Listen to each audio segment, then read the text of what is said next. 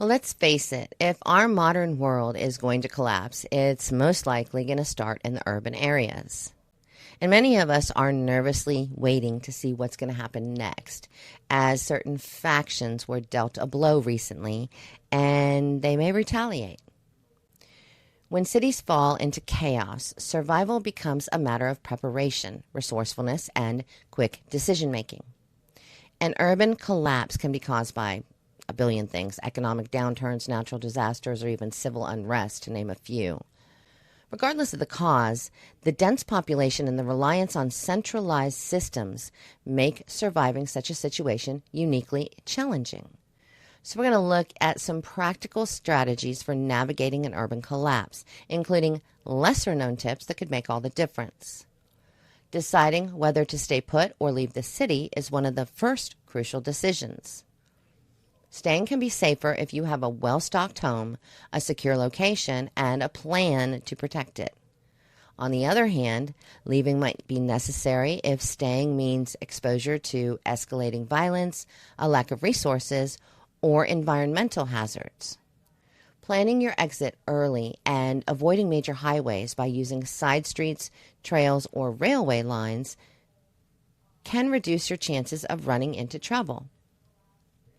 Water is essential for survival, and cities rely heavily on infrastructure that may fail during a collapse or may be the initial target that starts the collapse.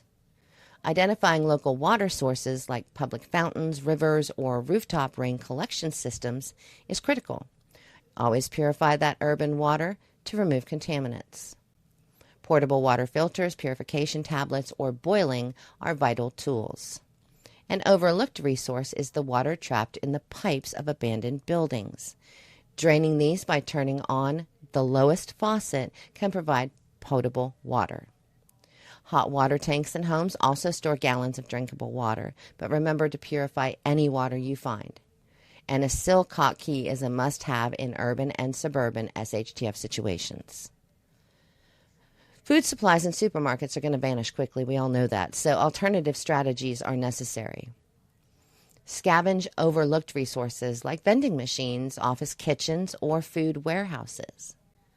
Urban parks often have edible plants like dandelions, plantains, or clover. Restaurant dumpsters may contain food past its sell-by date but still safe to eat if it's carefully inspected. Discretion and caution are essential, of course, during foraging. In an urban environment, blending in is a key survival tactic. Dress and act like everyone else.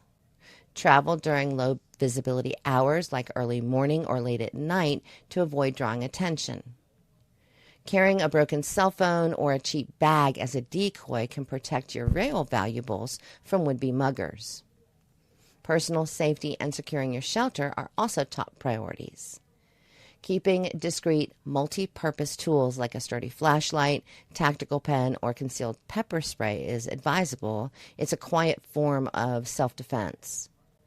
Reinforce your space by using furniture or improvised barriers to block entry points.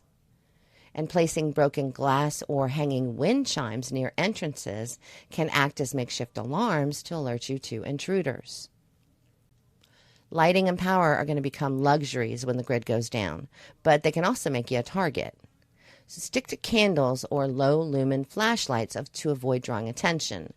Solar chargers or hand-cranked generators are invaluable for keeping small devices powered. Glow sticks are a low-profile lighting option that doesn't require batteries and is both cheap and disposable. Navigating a city during a collapse can be a challenge. Relying on landmarks rather than maps can help if GPS systems fail.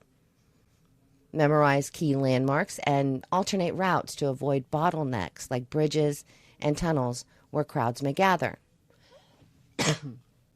In some areas, rooftops offer safer travel options, providing a bird's-eye view and helping you avoid street-level dangers. Staying informed and in contact with others can improve your chances of survival. A battery-powered or hand-crank radio is essential for receiving emergency broadcasts. Learn simple visual or auditory signals to communicate without drawing attention. Reflective surfaces like mirrors or CDs can be used to send long-distance signals during daylight. Working with others or staying solo is a significant decision. Groups offer shared resources, skills, and protection, but they also increase the chances of conflict or betrayal.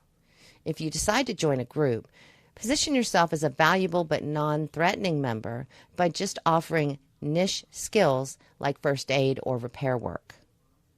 Surviving an urban collapse requires adaptability, creativity, and preparation. And while stockpiling supplies and learning self-defense are vital, thinking outside the box is going to give you an edge. Survival is just as much about mindset as it is resources. Stay calm, stay prepared, and most importantly, stay aware of your surrounding, and let's pray that we don't ever have to worry about this.